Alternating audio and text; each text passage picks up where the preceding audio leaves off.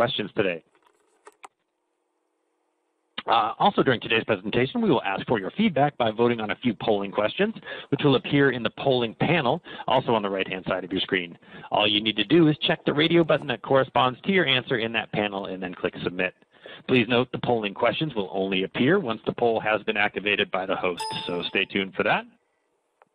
And finally, if you experience any technical difficulties today, go ahead and chat your issue to our host using the chat panel, also on the right-hand side of your screen.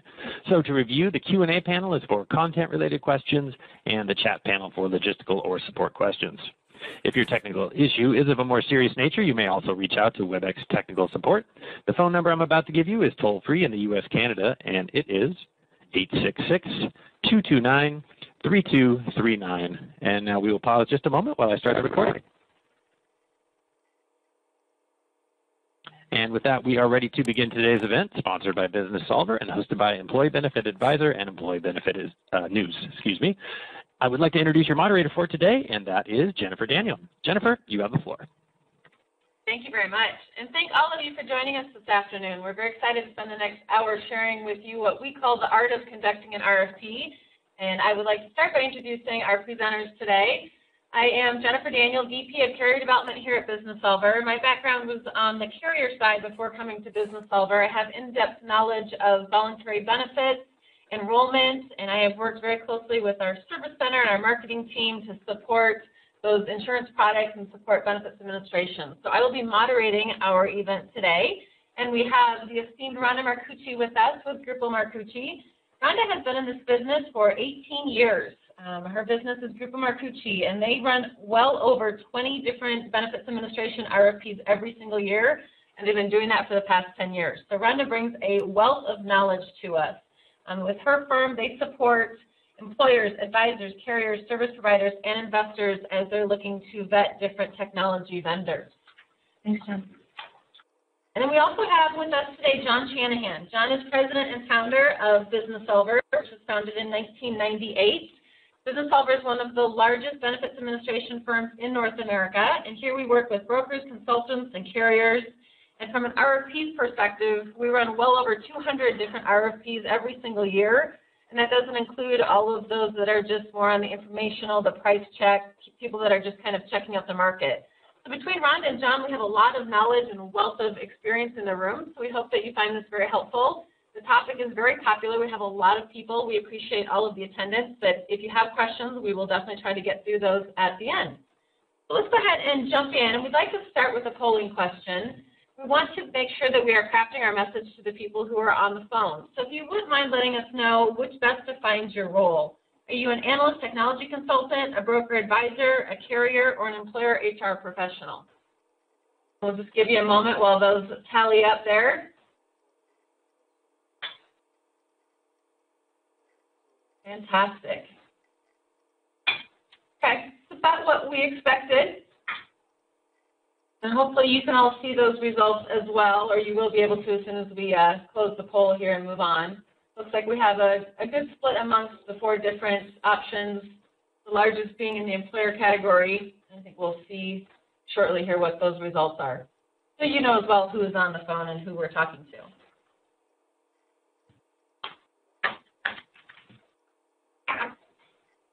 Yes, let's go ahead and share that. Okay, so it looks like we've got about 48% are employers, 29% are in the broker category, 15 analysts, and 7% are in the carrier category. So that helps. All right, so let's go ahead and jump in. And you know, one of the questions you have to start with before you even decide which path to go down is, should I do an RFP or not? Is it the right time to do that? And Rhonda, I know that you've handled a lot of these. You do a lot of consulting in the space, obviously. So give us your background and your take on RFP or not. That's the question. Sure, Jennifer, thanks. So why do it? Well, first of all, you've got some kind of corporate procurement rules that dictate that you have to run one. And we see that a lot, especially in the governmental side of the business. But then probably more importantly, especially now because of what's happening with compliance with ACA, is you've got senior leadership dictating that you need to look at automation. And maybe you don't have any automation. So that's one reason. Then, of course, another reason that we see a lot is there's changes in your leadership, and they decide to go in a different direction. Or there's changes at your partner. Maybe your partner's been sold and you don't think that they're going to be around long-term to service you because of who they might have been purchased by. And then last but not least, we have what I call the unhappiness factor, where you're just unhappy with your current provider and you don't think it can be fixed. So those are the reasons that we see people going to RFP, but then we see people not going to RFP for a couple of reasons. One, there's folks that just want a price check because they're looking to validate a budget or they're looking to put money in their budget for next year and they just want to understand pricing. Or most importantly, there's not enough time to actually do a good job at the RFP, which it requires a lot of investment of time. And I would just say in our season of pain that we're in right now, the month after fourth quarter open enrollment's closed, a lot of pain that's coming through my email and my voicemail are people who did not invest the right amount of time to pick their partner. So time investment is really important here. And then last but not least, you kind of lack buy-in from your stakeholders. So I see this many times. The benefit team really wants to do this, but IT's not on board, CFO's not on board, payroll's not on board. So that's some reasons to do it and some reasons not to do it. So Rhonda, if it's not time to do a full-blown RFP, talk to us about some of the other options that are out there and what might make sense for those folks that are listening. Sure. Well, you can do a request for information. You don't see as much of that anymore, mainly because the web has created so much transparency. A lot of folks will do a request for information just to figure out what's going on in the market. You see requests for pricing, which is, to validate pricing, especially when folks are going through a renewal and they just want to understand, are they under, are they over? A market check for us is not a full-blown RFP. It's kind of figure out what's in the market and get some pricing. And we tend to do a market check with clients that are smaller and don't have as much complexity. You can get away with that and not do an RFP in those groups. And then, of course, to go to the RFP. And you can see from this graph that we've got a lot of time attached to doing that. So, yeah, those are the range of options that we kind of provide to our clients. Okay. Typically, when you think of an RFP, you think of data and questions and numbers. But, John, we know about the relationship, too. Can you speak to that aspect of it? Yeah, I think, from the provider side of things, we're excited to participate in an RFP because what it does for us is it allows us to start the long-term relationship. Most of these relationships are 3 to 5 year relationships at a minimum. And so when you have an RFP process and you have somebody leading the RFP process, what you get is the opportunity to minimize risk. The risk that you're going to run into obstacles during the implementation process that you didn't know, you didn't think to tease out. And so on the provider side, I think it really helps us be more effective in the implementation process and kick the relationship off in the right way and reduce risk. On the client side, I think they also have a lot of risk. If you think about their risk, the risk of it not going well, it not not setting the systems up right, not setting the right service expectations, the legal, the financial risk, the surprises that some of the participants asked about, how do you avoid getting fees that, surprise fees that you weren't expecting. This is what the RFP process is about. And so I think Rhonda and her team and other folks in the industry that run these, it's their challenge to tease all those details to the top, but there's a lot of value in it because it is a long-term relationship. And so, Rhonda, I think you do a great job of pulling together the RFP. And so I know, let's get into the details of what the RFP process actually looks like. So we think about it from the standpoint of outcomes. We want 4 outcomes from the RFP. The first one, and the most important one, and the one that I see everyone miss on, is let's really define requirements up front on a piece of paper that gets the employer to a place where they are 80% down the implementation path when they go to the kickoff meeting. And so we spend a tremendous amount of time defining requirements. But then on the flip side, you want to do a solution review and assessment. So you want to understand, can the provider actually meet the requirements? So we're doing that piece as well. And then really important is the financial investment. We want an outcome that gives an employer a budget and a real budget, not a fake budget. So we see a lot of service providers in the market who are what we call fee you to death, and they really don't provide all the fees, or someone's not thinking about all the fees that are happening. And so we're trying to create a budget where it doesn't feel like you're fee to death because you have the budget for it. And then, of course, last but not least, identify the partner. Yeah, and so those are really the outcomes. That's what you're trying to get out of an RFP. Let's talk first about the different steps that we're going to cover. So the shopping step, that's the one that a lot of people seem to forget in going out and looking at what's available. Then you have to prepare that request for proposal. So, what types of questions need to go in there? How do you educate your service provider on what you're truly looking for? Releasing the request for proposal and managing those responses. So who are you going to go out to? How many vendors or service providers are you going to invite to the table? And then once you get those answers back, how do you evaluate truly who you're going to keep and not keep and who you're going to invite to a finals presentation? So the finals meeting and the service provider selection, those last two steps, we're not going to spend a lot of time on today. We're going to focus most of our efforts on those first four steps. So before we launch into shopping, we would like to do another poll question. So we're curious to know how many of you on the phone have actually, a little backwards on there, have actually been involved in a benefits administration RFP process. So we're going to take a few minutes here, yes or no question, see kind of what your experience is from the audience perspective.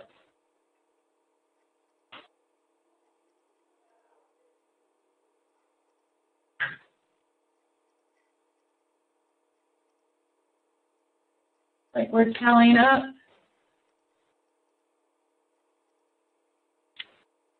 All right, so we'll go ahead and close that poll, and we'll share those results with you so we can see exactly how many folks have been part of this process and might have some good questions to share with us as well. So let's jump into the first step of the RFP process, which is really the shopping experience. Rhonda, do you want to talk a little bit about the importance of that step? You said, I know that sometimes it's been overlooked, and I know, John, you have some comments too about, from a benefits administration partner, how important that is. I don't care who goes first. Yeah, from the provider side, I think it's a great experience.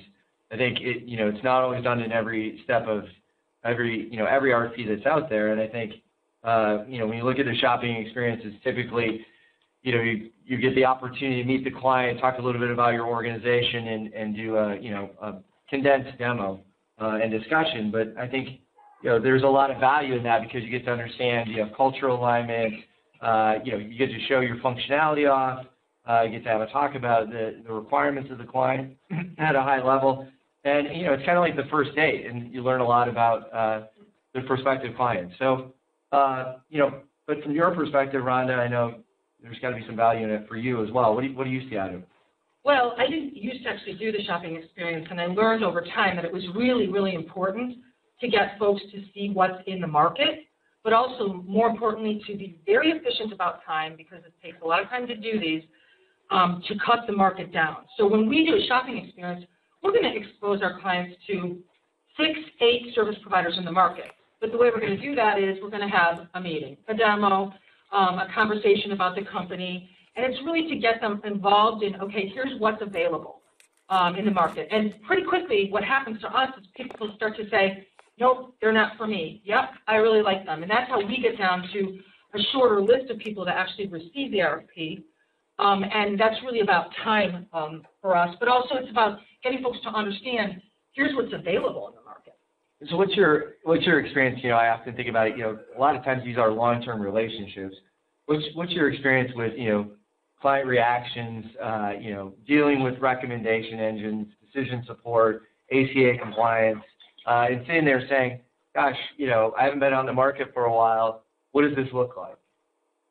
Yeah, I mean, folks don't know what's in the market, right? They're not shopping for this every day.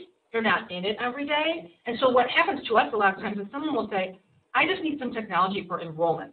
And then we have them go shopping, and all of a sudden they say, oh, you mean you could do this, and you could do this, and you could help me with ACA, and you could give me a service center, and I could get all this stuff off my plate?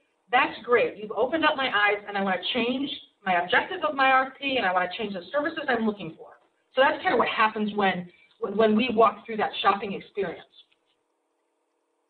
So ideally, the purpose of that is, like you said, to identify the partners, to identify the people that you want to move forward with. So that shopping phase is very, very important. And then you move from there into what we're calling the second phase, which is preparing the RFP.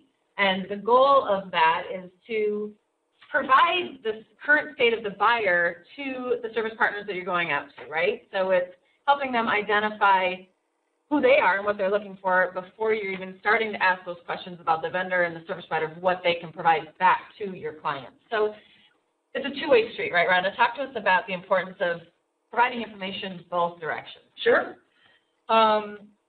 So back in the day, RFPs used to be just questions back to the service provider. And we found that, it's really a three-dimensional conversation, starting with the shopping experience. But what's really, really important for us is to get as much information as we can about the employer group and get it on a piece of paper to actually provide to the responders so they can, A, decide if they want to respond, maybe they can't handle it, and B, reduce risk. For me, it's all about reduced risk. I'm a risk-averse person. So number one, we start with company details, why we want company background. We really want that purpose of that RFP very clearly stated because we keep pointing back to it as we go through the process. We want to look at expectations of the partner, time, instructions, stuff like that. But then the real meat of this is let's identify all of the current and desired states. And that's 3 to 5 pages of our RFP, where we go through about 25 different items. We only have a couple listed here. But we walk through what are the current processes, what's the current benefit structure, what's the current HR technology structure, what's the current payroll processes. And then we also turn around and say, well, this is what's current, what is ideal, and what are you going to be doing in the future? Are you getting a new system that we have to think about? Are you in an acquisition mode? Do you have high turnover? So we ask all kinds of questions to get that on a piece of paper because it helps the service providers really respond the right way. And then last but not least, in that process, we send a ton of employer documentation to everyone so that everybody can take a hard look at eligibility structure, eligibility rules, what are the file integrations that have to take place. And especially we talk about counts for financial commitment. Just how do you price this effectively? So John, you want to talk a little bit about the pricing side because I know that's a source of contention sometimes. I do, but before I let you off the hook, because there's a lot of things on here that I know are hard to gather, right? And I know that sometimes part of the painful process of running an RFP is there's some work by, of course, you, but also by the client to get to these details.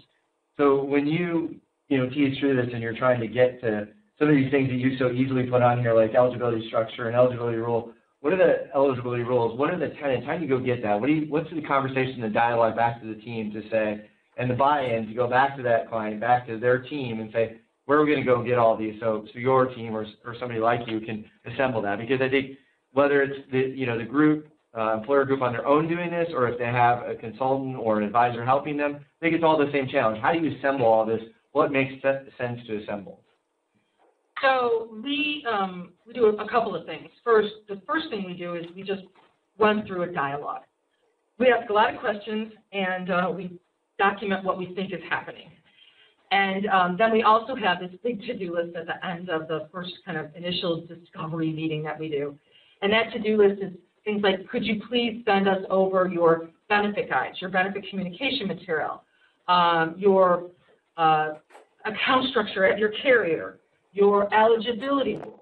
And so we try to gather as much information as we can, and then we put it into a kind of a nice package that the service providers who are going to respond can look at and understand, okay, how complex is this group? Where am I going to trip up? What kinds of challenges am I going to have? But this takes a lot of time to organize, and often what we find is employers don't have all that information, and so we're going to spend a lot of time trying to dig into it and get it on a piece of paper so that we're not digging into it during implementation and it becomes a real issue. So Rhonda, some of the folks on the phone submitted questions in advance, and I think several of them fall into this section under kind of educating on the party goers, if you will. And one of them is, how do you identify the pain points of the client and make those clear to the service providers that you're talking to? And I know earlier we were talking, and your conversation was sometimes it's just too much of a high level. Well, the service is terrible. Well, how do you get to the root of that so that the possible future service provider can create an answer that will solve that problem? So I dig in, Jennifer. I won't accept that as an answer. I want to really understand what the pain is, because a lot of people identify pain and it's not pain. Or so we're digging in and we're saying, well, you don't like the service center. What don't you like about the service center? What would make it different? So we went through our RFP process earlier this year, and the biggest pain point about the service center was that people aren't educated and trained. So what we ended up doing is we identified that up front in the RFP, and then we had a lot of questions later about how do you educate and train your folks in the service center. But we're really wanting to dig into pain, because a lot of people tell us they're in pain, and then when we walk through it, they're not really in pain. Okay. So that's how we do it.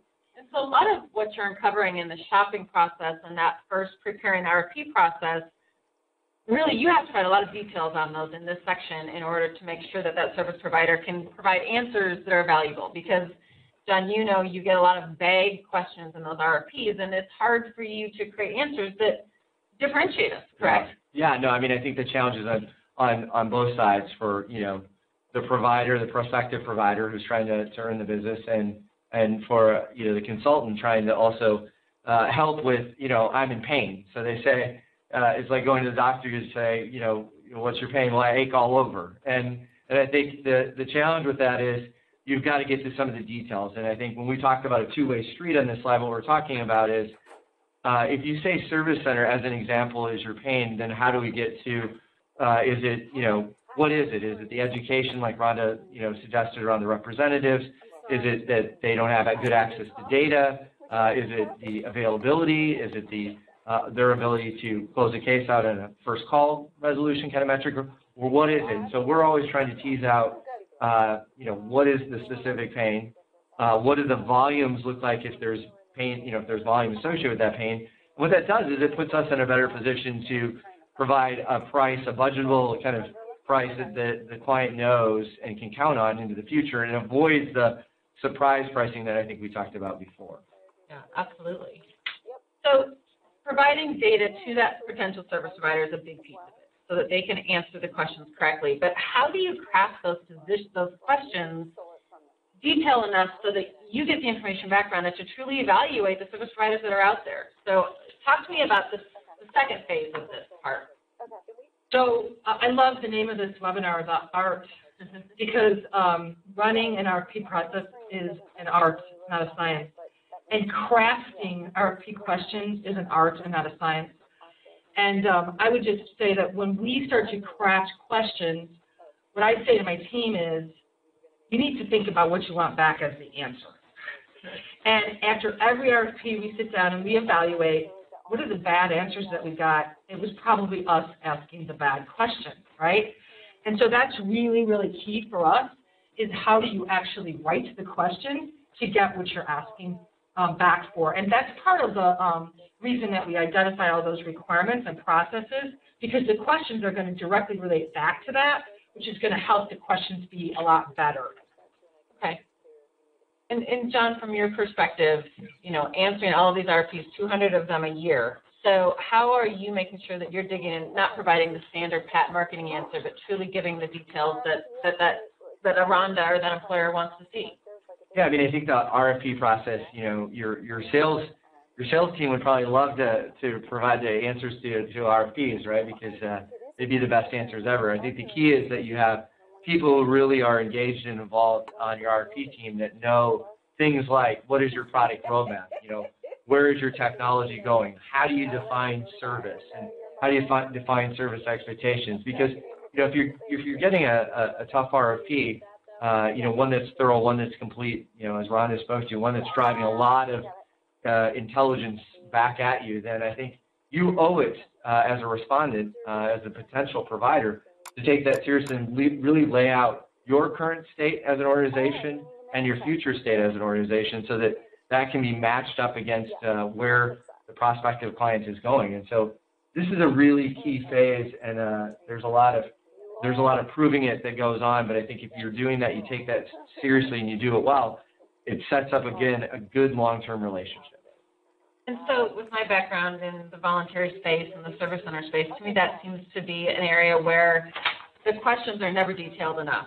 Do you integrate with voluntary carriers? Well, yeah. No, that's a bad question. Right. So the question is, which voluntary carriers for which products do you integrate with? And yes, and what is the OI process, and how is that handled today? And so the more details, the better, I think, is the moral of this story, and to John's point, proving it. So if, Rhonda, we were talking earlier about if they can't prove it, then you're questioning if they can do it down the road, right? If they don't have a recent review with a recent date on it, the question is, are they really committed to their security reviews? Are they really committed to the audit? So remember I said that this is a three-dimensional process, and the thing is not only do we ask questions, but we also ask for lots of documentation from the service provider, because we're trying to understand, do the answers to the questions, are they backed up by reality? And so I'm not from Missouri, but I want it to be shown to me. And so when folks don't want to give us that documentation, it tells us a lot about whether they're real or not, whether they're buttoned up and they have their act together around the things that are really important to our clients. Absolutely. Well, and I think the other piece of it from the provider perspective is if you don't get a question that you think is an incomplete question as part of the RFP process, you're going to build on it. So back to your example, if they ask the question about voluntary and you provide more specification on exactly how you're going to handle the product, but then what happens if people fall out of the online, kind of experience? How do you support them from a chat mechanism in your service center? How does it all come together? So I think it's incumbent upon the provider to be engaged, with whoever's preparing the RFP as well, to make sure that your answer is a complete answer and you're helping them get to the right place. You can see some of the obstacles or barriers they might run into down the road, and so you've got to, really provide the additional support to prove it. Rhonda, earlier we touched briefly on timing of all of this. So of this phase of it, preparing that RFP, how long do you think you really need to spend to have a really good RFP to send out to your providers? We budget around 30 hours. And if it's a really complex case, it's more. And if it's with someone that doesn't have their documentation organized, then it's even more. Because, like I said, we're trying to set up for implementation. Okay. I think it just helps people understand timing expectations. Yep. You mentioned if you don't have time to do it, don't jump in. Do it. Yeah. So you have your RFP process ready to go. You're sending it out, and you just dust your hands off, and you're good, right? It's out, you're done, and close it off, right? Okay. Well, we're just starting the dialogue, John. Come on. The party's just getting going. So you release the managed RFP, and the goal there is to obviously make sure that the providers have the RFP, they have the questions to respond to. But you've been very consistent with us that there has to be an ongoing dialogue. So if we need to dig into a question or you're not getting what you need, there still has to be that back and forth. It's not just a submit your answers and we're done. No, because one, we don't answer the questions correctly sometimes. Two, we didn't actually do really great discovery because we didn't really understand what the client was telling us. And three, we get the answers back and we don't understand the answers. So for us, it's an ongoing dialogue. We don't shut it down. We don't shut it off during the whole process because it's really, really important for me, again, the risk-averse person. I don't want any surprises later, no surprise parties. I want this to be as tight as I can when it gets started. So the dialogue for me is really, really important. So John, what about from the service provider perspective? I know, we've had RFPs where this is your drop dead date. You can call in this time at this date and ask questions, and then you can't ask any more questions. So there's some clarifying that has to go on. Yeah, I think there's a lot of approaches to it. So, you have approaches where, you've got a window to submit questions back through email responses. That's one of the methods out there. There's also folks who, will have a conference call, and all potential providers can attend the conference call, which can be an awkward party. And then, you've also got, kind of the, hey, if you have any questions, you can have a dialogue back and forth. I think there's pluses and minuses to all of them. And certainly, I think one of the things that folks are sensitive to is the amount of time that they have to put in it. From the provider side, just from our perspective, from business solvers' perspective, we're willing to put in more time because we think clarifying things that we're confused about, making sure that we're seeing pricing exhibits the same way, talking through, perspectives on service level agreements. Oftentimes, it can't be a one-dimensional conversation. It's very hard to do it in one dimension if the opportunity is complex or there's just things you don't understand about it. So we're willing to and want to put the time into it. We think that dialogue is absolutely key to creating no surprises and reducing the risk of the partnership. So Rhonda, I'm curious, do you ever evaluate the service providers on if and when and what types of questions they follow up with on the RFP? Is that part of your evaluation process? Yeah, because we can tell right away if they don't really do it or they don't understand it. So if they ask us questions that indicate, they don't understand how wellness credits work, that tells us something about the provider. So one of the things that I see a lot of is kind of bad responses. People not investing in the response, and that's part of the process. Okay. So the elephant in the room usually on this part is the pricing. So it's that middle box, clarifying that financial commitment. Obviously, that's you need a price, you want a price, the employer wants a price. So John, talk to us about the importance of this stage and how do you leverage this data to do your pricing? Well, I think, the pricing, exhibit or process in RFP is all across the board. I mean, we talked about some folks go out just with a request for pricing or a request for information that has pricing, but when it's all across the board like that, the RFP team in particular gets, kind of tortured or terrorized by trying to, provide consistent answers and trying to make sure that the information they're giving back to whatever organization is gathering it, whether it's an employer or a broker advisor or a consultant firm, is consistent, and it's something they can benchmark and something they can use and they can compare, apples to apples instead of, like apples to pineapples. And so I think the key in this dialogue is you can set that alignment. You can say, are we giving you, whoever's on the other end of the process, the right information so that you can do that comparison? And without that dialogue, I think there actually can be a lot of rework where you've got to have a lot of back and forth to get it into a comparison process. And that's a key outcome of this process. So I think it's a very complex, or can be a complex and important step to make sure the pricing is transparent, it's well understood, anything that you're providing caveats around is well understood. Because if this is done well, it's my belief that this should roll right into the contracting if you're fortunate enough to be selected. This is a portion of the RFP that you can say, it was laid out here, we all agreed to it, we understand what it is, and we understand the contingencies around it. Rhonda, you said that good RFP should take care of 80% of the implementation. Well, and I would also say, I want to just follow on to what John said, because this pricing is tricky and complicated, because it's based on all kinds of different counts and different things that are going to happen.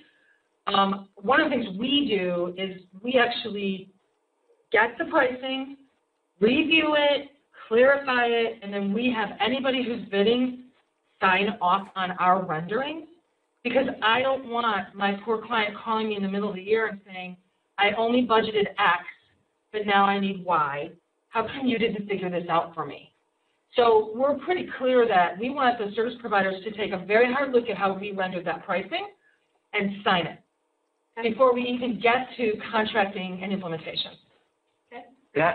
And I don't know, Rhonda, maybe you want to build on this, but one of the things that I know, when you get to different kind of, way pricing is presented, you'll see everything from, the cost of it per employee per year, per employee per month, and then you'll have maybe one-off, per event, right? Yeah, and then you've got PERS. new pieces coming from the ACA. So I think it hasn't become less complex. I think it's become more complex because we also, again, have some of the changing requests due to the ACA. Well, and a question just popped up. I know we're going to take questions at the end, but this is a good one to address. Is we're talking about technology RFPs, which are different from an insurance product RFP, and I know we have different folks on the phone. Do you want to just kind of lay out some of the differences of why a technology RFP, this process is a little bit maybe more complex? Sure. It's different because one thing, it's not quote unquote commoditized. We've all been running RFPs for medical, dental, life, vision for years and years and years and years. And while that business continues to change, this business is actually very early stage, and it's not in a box right now. And different providers come at it very different ways. Whereas in the insurance product world, everybody's coming at it from the same place, under the same kinds of pricing constraints. And so it's just more complex. I think the other thing is that in general, you're not only buying technology, you're buying outsourcing, and you're buying a partner. And a lot of times folks don't look at like their life insurance as a partnership, but this is a partnership because it's a lot of outsourced stuff, and the folks that are going to provide the services are touching your employees in one way or another. And so I think that's important because I think there's a big difference. Great point. So we have the RFP, we get the answers back, and a lot of our questions that we got in advance are around how do you evaluate based on the RFP?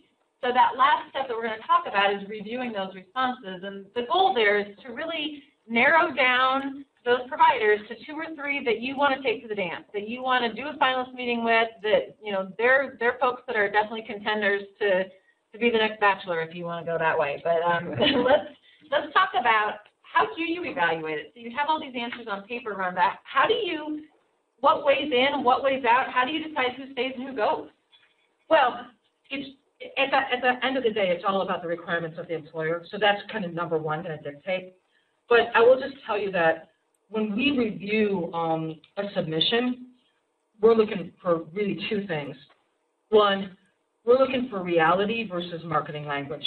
Really, really important. I can't tell you how many times we get answers to a question. It's not an answer to the question, it's marketing language, which tells me they don't like the answer, they don't want to give us the answer. And so that's where that clarification comes in. But then secondly, we're testing commitment level through this process. So we'll get RFPs that have different clients' names in them. We'll get RFPs where people are using the RFP machine. They didn't really read the question, which means they didn't really answer the question. That's not a commitment to this client. It starts right at that process. If they're committed to being in this game, in this dance, at this party, they got to do that work because that's just going to go through the whole relationship. It starts with putting that RFP together to act just like you would act once you have the client and you're supporting the client ongoing. Does that make sense? Mm-hmm. Absolutely.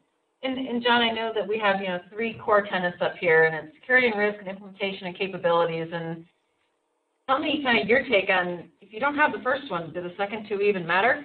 Yeah, I mean, I think, again, this is a kind of a 2-way street kind of concept as well. I mean, on the one side, as a provider, you've got to make sure that you have, best in class in this category. We talk about it as from a security and risk, just starting on the left and moving right. If you don't have that covered, if you're not having third-party evaluations done in multiple categories across your people, your process, and your technology, then you probably, are not going to be successful in setting expectations with the client that they need to have this covered off, right? I mean, this is something that they're counting on you to cover off. Their reputation is at stake. Their employee independent data is with you, and this is something you have to take very seriously.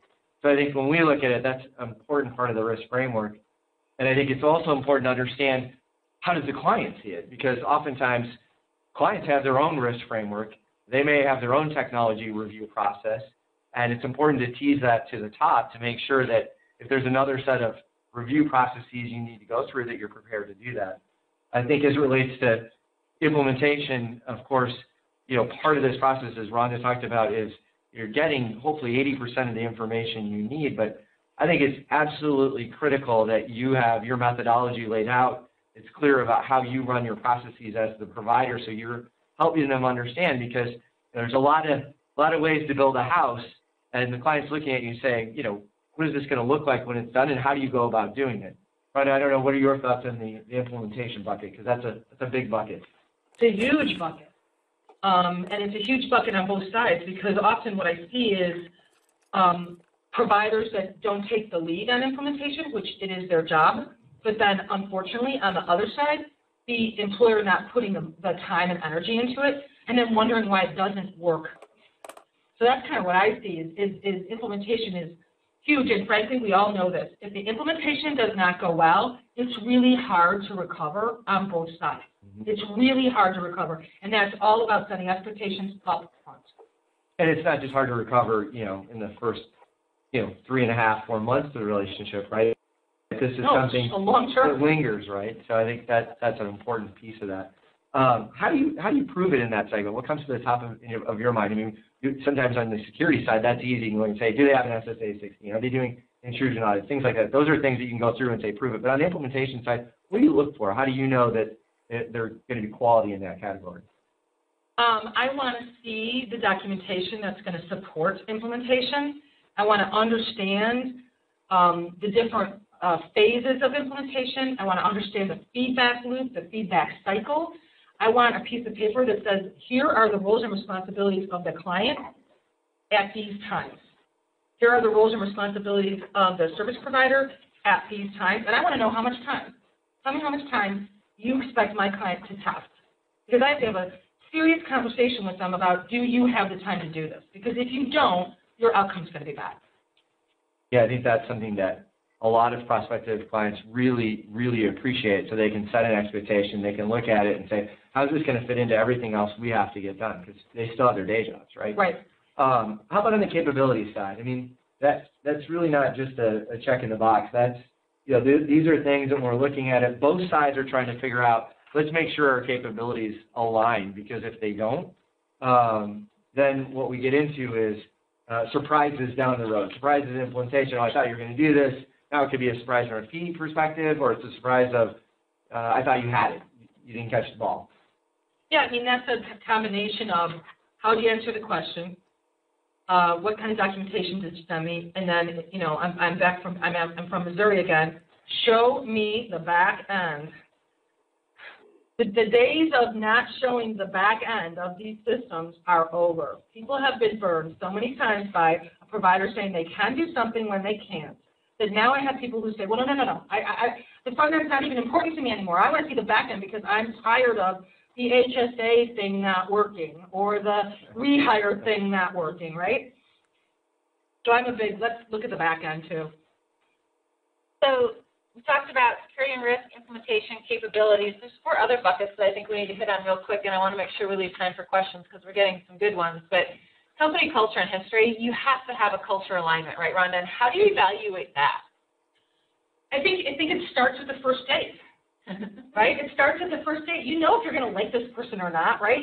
You know there's this culture thing, and the culture is really, really important because this is an ugly, painful business. John, do you agree? Yeah. And so if we're going to have ugly, painful, times in our relationship, we better make sure our cultures are aligned together to be partners. Very fair. And, from my perspective, employee support is huge.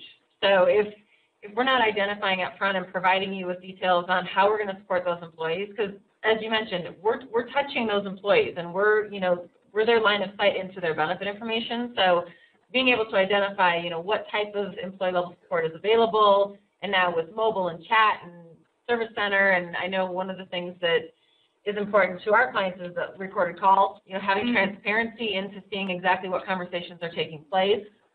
Yeah, no, that's really big. I mean, I think that I was just on a call the other day where the service center hadn't been prepped very well for the issues, and then there was a he said, she said, because there was no recordings of the calls, and it created a lot of drama around what was really going on.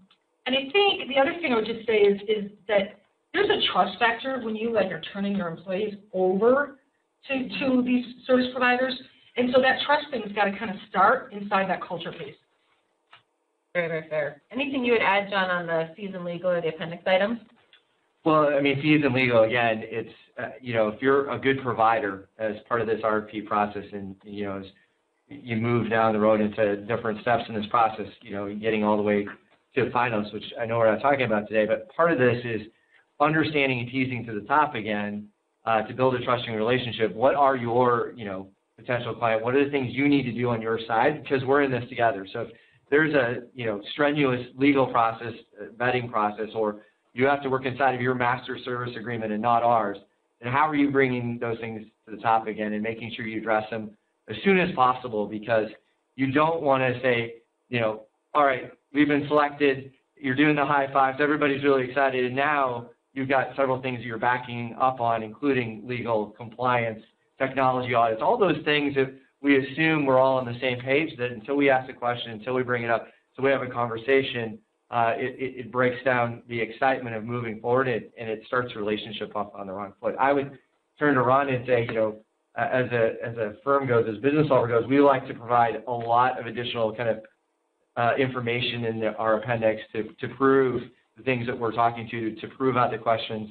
What do you look at knockout factors in the appendix submission? I look at how good the documentation, well, first of all, did I get everything I asked for?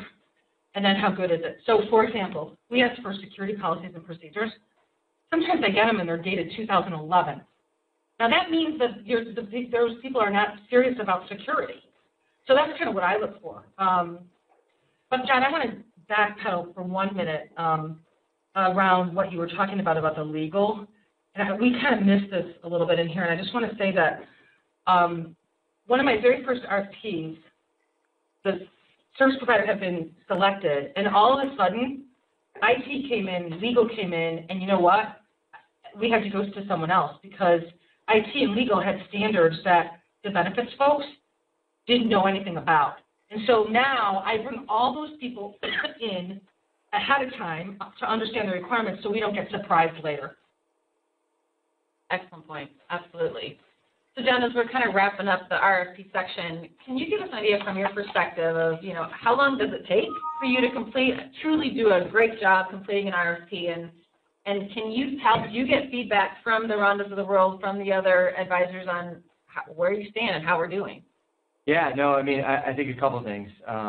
One, I would go to, there's several, people that have to come to the table to complete an RFP professionally, and so in our organization, we'll be outreach to several, organizations inside of our organization to make sure. So my guesstimate, Jen, would be that, we've got 8 to 12 hours in preparing an RFP response professionally, just to make sure that we've got, some of our answers, we reviewed it, and it's headed in the right direction. That's just the RFP team. When you start to go around and you start to pick it, the different pockets of people and say, what's updated from last year? What do they need to know? What's coming forward? So it just depends, but you can have a lot of time in this. This is a time-consuming. If you do it well and you really complete it, maybe across the whole team you have 50 hours in this process, but it's a big deal. And it depends, again, a lot on what is the RFP, what's the type of RFP, what's the complexity of that RFP, because an RFI response is going to be far less. And I think the good news is you can really tell from the client side when you get to the finalist process if they've read your responses and they're really in tune with what you responded to. So there's another benefit to the provider in the next steps of the process where there's alignment now. They know where you stand. They kind of know your future vision, and that really is a great thing to have for both parties. Fantastic. I appreciate your insights and your thoughts on those questions. And, we have one last poll question that we're curious about as far as upcoming webinars, and want to know, obviously, if this was helpful. But if we wouldn't mind launching that last poll question, and the question is, would you be interested in a series of webinars on the final steps of the RFP process? So, how do you do a successful finalist meeting, or how to evaluate a partner's implementation process? So if you wouldn't mind just answering those, that will help give us direction on future webinars and where we take this. And Rhonda, as they're doing that, I have a question for you that came in. So for folks that don't have access to a Rhonda Marcucci or a group of Marcucci, and they're maybe newer to their broker who has clients who are thinking about using BenAdmin, but they haven't gone there before. Benefits administration isn't rated by Moody's, Standard & Poor's, AM Best like insurance products are. So where can they go just to get general information on the providers out there? Well, I'd start with a web search, right? We're all transparent out there. That that's where I would maybe start. But there's a lot of experience in the market. I would be checking with my peers. People have good and bad experiences, and they can talk to you about them. I think the other thing is that you have to really evaluate I use the risk framework evaluation to kind of narrow down the list, but you have to really understand there's a group of service providers out there that are low cost, and sometimes that's what people are looking for. There's a group of service providers that have incredible technology, but no services. There's a group of service providers out there that have great services, but bad technology. And I think you have to kind of weigh all that in terms of what your objective is, and you got to kind of think that through. But there's a ton of information out there. Okay, thank you. We're going to go ahead and close that poll. It looks like that would be something most folks would be interested in, so we appreciate your feedback there. Did want to let you know that we'll be sending out not only a copy of the presentation to everybody, but a copy of our RFP IQ document, which really summarizes a lot of what we talked about today and provides you with some of the information that we feel is important to include in that RFP. And so what we'd like to do now are take a few of the questions that came in. So we're going to start with, Amanda will pull those up for me. Rhonda, the question is, showing the back end is critical, but how can the client truly evaluate the back end capability without going into the technical case build part of the back end, rather than just the administrative dashboard, if you will, and the reports menu? So when I said back end, that's what I meant, and that's a case build. I said, you know, make it, again, show me, not from Missouri, but it might as well be, show me how it's going to work. Load up some data, show me the transaction. That's what I want to see. So when I say back end, I'm talking about the back end that the service provider is using to configure the case, not the back end that the administrator is using to administer their book of business. John, what's your thought on that? Well, I mean, if your back end is good, then I think you're proud to walk through it and say, this is how we know that this is how easy it is. This is how highly configurable it is. This is how you know you're going to have a quality result. This is how you can inspect the setup, if you want to, around your plans, around your the way that your eligibility groups are structured. And so I think it becomes a great conversation, especially if the client's coming off a difficult relationship where maybe they don't have trust in what's going on in the back end. Okay. So Rhonda, here's an interesting one. How do you identify vaporware responses when you're reviewing the RFP responses? Well, I've been doing it for a really long time, so it's easy for me. But I identify it based on they didn't answer the question. They don't have the technical, response. This is exactly how we do it. And in my RFP, I don't say, do you do this? And you answer yes or no. I say, how do you do this? And, you can tell if it's a marketing response or if it's a real response. So that's how I do it. Okay. And then let's talk a little bit about performance guarantees. There's a question on there about, what about them? When do you use them? What do they look like? Yeah, so this is interesting because one of the things that I continually run into is someone is really unhappy with their current service provider. They're going to now switch. They found someone new, and they want to impose all the bad things that they actually experienced with the old service provider into the SLAs for the new service provider. Okay, so let's face it, no service providers are perfect, but they all have different issues. So using your past pain to create service level agreements on your new pain is not going to work. I think you got to start with trust. And then, what happens with us is sometimes we're in kind of what I call marriage counseling environment, trying to help people, fix the relationship because it's got a little bit straight. We'll create custom service level agreements based on the issues that they're facing. Okay. And that's something that I think we'll cover in a future webinar too, because I think SLAs are a hot topic and people want to know how to craft them and how to set them up. So we'll use that going forward. This is a good one. I know something both of you are passionate about, which is timing. So what's the ideal timeline for an RFP process? What time of year do most RFPs start? And when does that cycle begin for most companies? And it's not October 1st, right? I think it just depends on size and complexity of the organization. The larger the organization, obviously the earlier they should start. So if they wanted to make a change in 15, if it's the case that's 5,000 lives or greater, they probably should have started last fall. That would be ideal. Oftentimes that doesn't happen, and so I'll let Rhonda comment on how quickly she's seen it go from a process, because you can run a faster process. I think you have to be more dedicated as a team, whoever that RFP team is, to going faster, running faster. Well, and I think timing really is based on when you want to go live. Yes. So, we recommend highly that people go live outside open enrollment. That doesn't always work. Sometimes people have to go live for open enrollment.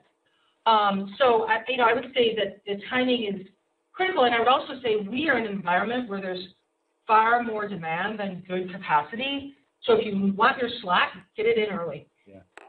Fantastic. We are about out of time. We're going to start with this one last quick question, Rhonda, and I think we covered it a little bit earlier on, but what about the client that just wants lower cost? What do you recommend for them? They just want to reduce their costs. So here's my mantra for 2015. Please stop negotiating the service out of the cost. So they want lower costs. We can certainly find a lower cost provider, but there's going to be a trade-off to that. So you have to lower your expectations if you want lower costs. And I think this is where I kind of struggle with, when you're in a commoditized environment, sometimes with some insurance coverages, you can negotiate cost all day because it doesn't matter. In this environment, I've seen people negotiate the service out of the cost every day and then find themselves in pain. On that note, we would like to thank everyone for joining us this afternoon. We hope that the webinar was beneficial. We look forward to having you join us in our future webinars. There'll be more details